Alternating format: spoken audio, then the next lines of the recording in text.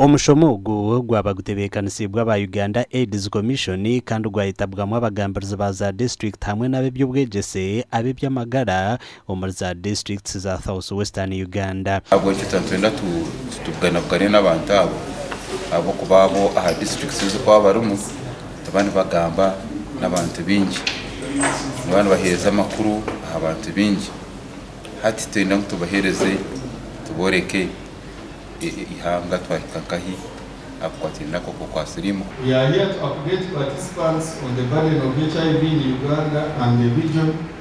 In brief terms, I think we have almost achieved that objective by now, not so?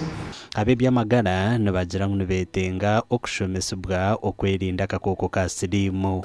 Twine kukorera hamwe kwatanisa hamwe nk'ebitongole byona bya district ekitongole ky'ebyamagara ekitongole kya production n'engecyo by'obuhingi n'omusharuro ekitongole kya community amashomero kandi hamwe n'abebembezi ba district tukabasa kugira iraka rimwe tukabasa kwatanisa hamwe tushomesa abantu bitu babase kumanya aho twasirimo n'iki Ovuzo mu kizungu hariya bareba ubwana buto 12 14 mu buryo n'ubweguza so ngenda kugera mu amani.